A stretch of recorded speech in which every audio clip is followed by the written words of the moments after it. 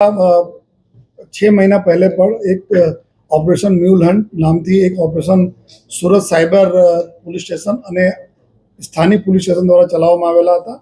જેમાં ખાસ કરીને ઉદ્દેશ એવો હતા કે જેટલા બી એકાઉન્ટ યુઝ થાય છે સાયબર ક્રાઇમમાં એના પકડવાના. મ્યુલ હંટ એટલે મતલબ કે આ લોકો એવા એકાઉન્ટ બનાવે છે જે કોઈ બીજા ગરીબ વ્યક્તિ હોય, કોઈ અભણ વ્યક્તિ હોય, એના ડોક્યુમેન્ટ્સ મેળવીને એના નામથી એકાઉન્ટ બનાવી લે અને એના એકાઉન્ટમાં ફ્રોડના પૈસા अलग अलग जो प्रकार फ्रॉड हो, इन्वेस्टमेंट फ्रॉड हो कि तुम्हारा डिजिटल अरेस्ट फ्रॉड हो, कोई फॉरेक्स फ्रॉड हो, जॉब फ्रॉड हो, कोई पण प्रकार पैसा फ्रॉड पैसा एकाउंट में नाखे અને એકાઉન્ટ હોલ્ડર પાસેથી આ લોકો કિટ જો હોય છે એના ક્રેડિટ કાર્ડ વગેરે એટીએમ કાર્ડ લઈ લેતા હોય છે અને અલગ અલગ જગ્યાએથી પૈસા આ લોકો જો નિકાળી લેતા હોય બેંકથી. તો આ પ્રકારના મ્યુલ એકાઉન્ટ શોધવાની કામગીરી થઈ હતી. જો એના જ અનુસંધાને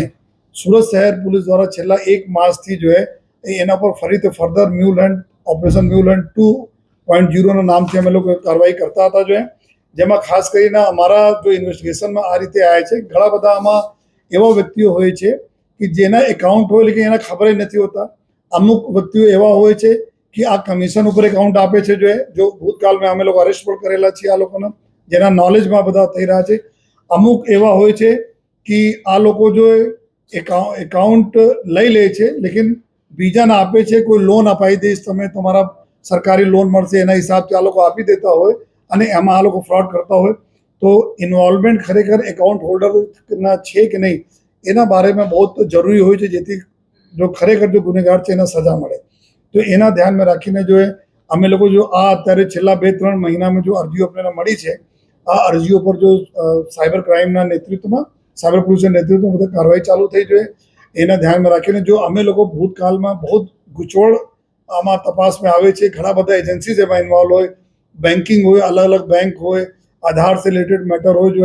અલગ ડોક્યુમેન્ટ સે રિલેટેડ મેટર હોય, એના સાથે સાથ જો કયા કયા એજન્સીઝના માધ્યમથી કેવા પ્લેટફોર્મ છે, ફિનટેક પ્લેટફોર્મ છે જેના માધ્યમથી પૈસા રોટેટ હોય, આ બધાને અમે લોકો 15 મેના રોજ એક મોટી અહીંયા એક કોન્ફરન્સ રાખી હતી આખા દિવસ, જેમાં અમે લોકો આપની जो कठिनाइयों પડે છે તપાસમાં એના સાથે ચર્ચા કરીને બેંકોને ઇન્વોલ્વ કર્યા હતા. પછી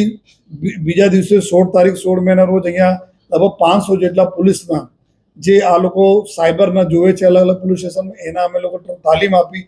કે કઈ રીતે જોવાના છે જેથી એકદમ એક્ઝેક્ટ અમે લોકો જો ક્રિમિનલ છે એના સુધી પહોંચી શકીએ. જો નેશનલ ક્રાઇમ સાયબર ક્રાઇમ જો રેકોર્ડ જો ડેટા છે એનસીસીઆરપી જો પોર્ટલ છે જ્યાં કમ્પ્લેનો થાય છે એના અમે લોકો ડેટા લીધા જોઈએ. ડેટા લેવા પછી જો અમે લોકો કાર્યવાહી ચાલુ કરી જોઈએ. કાર્યવાહી ચાલુ કર્યા પછી જો અત્યાર સુધી ટોટલ જો 57 જેટલા એફઆઈઆર અલગ અલગ પોલીસ સ્ટેશનોમાં દાખલ કરવામાં આવી જોઈએ, જેમાં 60 જેટલા આરોપીઓને પકડવામાં આવેલા છે. આ જો આરોપી પકડાય છે એમાં મધ્યપ્રદેશના છે, દિલ્હીના છે, મહારાષ્ટ્ર છે, કર્ણાટકા છે અને ગુજરાતના આરોપીઓ છે. જો અને ટોટલ જો આ જેટલા બી એકાઉન્ટ છે આમાં 15 જેટલા એવા લોકો છે જો એકાઉન્ટ હોલ્ડર નથી, જેના ખબર નથી કે એના એકાઉન્ટ ક્યાં યુઝ થયા. 45 જેટલા આરોપીઓ એવું છે જે એકાઉન્ટ આપણા પોતે પૈસા કમિશન લઈને આના આપ્યા હતા. જોઈએ અને જો ટોટલ રકમ ગઈ હતી લગભગ 13 કરોડથી વધુનો રકમ આમાં ફ્રોડ થયા. જોઈએ લગભગ 1.25 કરોડ ઉપર તો અત્યારે જો રિકવરી થઈ. પરંતુ મેઇન વાત એવું છે કે આ બધા જેટલા બી ગુનાઓ થયા 60% કેસીસ એવું છે જેમાં ઇન્વેસ્ટમેન્ટ ફ્રોડ છે. ઇન્વેસ્ટમેન્ટ ફ્રોડ એટલે કે કોઈ લોભાવની સ્કીમ લાવે અને ધીમે ધીમે આજે 1000 રૂપિયા નાખ્યા, કોઈ 500 નાખ્યા અને સમયાંતરે 4-5 મહિના ચાલતી હતી, અમુક પૈસા રિટર્ન કર્યા જેથી કે બરાબર આ ટ્રેપમાં આવી જાય. તો ધીમે ધીમે પૈસા નાખતા ગયા લોકો અને પૈસા વિડ્રો થતા ગયા. છેલ્લા એને જ્યારે ખબર પડી જોઈએ કે રિટર્ન આવવાના બંધ થઈ ગયા છે અને પૈસા મારા લઈને ગાયબ થઈ ગયા, ત્યારે આ લોકો કમ્પ્લેન કરી. તો મીન ટાઈમ આ બધા પૈસા નીકળી જાય છે અને આ પૈસા બધા અહીંયાથી નીકળીને વિદેશોમાં જો લિંક મળી છે વિદેશોમાં જતા રહે છે. તો આમાં 60% કેસે એવું તો જો ઇન્વેસ્ટમેન્ટ ફ્રોડ છે, જો કોઈ એક દિવસ નહીં થયા કે 4-5 મહિનામાં ધીમે ધીમે પૈસા થયા અને પૈસા આમાં આવ્યા, આ રીતે નીકળી ગયા. તો અમે લોકો જો બારંબાર અપીલ પણ કરતા રહીએ છીએ कि कोई पर जो लोभावनी स्कीम में नहीं आए, जब तक सरकार मान्य या जो सरकारी संस्थाओं છે એના માન્ય કોઈ સ્કીમ નહીં રહે તો આપ એમાં નહીં પડો. જોઈએ એના રીઝન એવું છે કે આ બધા ચીટિંગ કરવાના, પહેલાં સારા પરત આપે પછી આપને મોટા અમાઉન્ટ લઈને અહીંયાથી નીકળી જાય. અને સાથોસાથ જો સાયબર ક્રાઇમના જે વિક્ટીમ છે એના સુધારો આપવા માટે ભારત સરકાર તરફથી અભી એપ્રિલ મહિનામાંથી બે મોટો નિર્ણય લેવામાં આવે જો આપના માધ્યમથી બતાવવા પણ માંગીએ છીએ કે એક આમાં છે જીઆરએમ મોડ્યુલ થતા હતા જેમાં ગ્રીવાન્સ રિડ્રેસલ મોડ્યુલ જેમાં I4C जो भारत सरकारना अभिगम છે કે આમાં એ પહેલે એવું હતું કે જો 50,000 રૂપિયા તકના રકમ જેના અન્ય રાજ્યોમાંથી યા કોઈ પણ જગ્યાથી ફ્રીઝ થઈ જતી હતી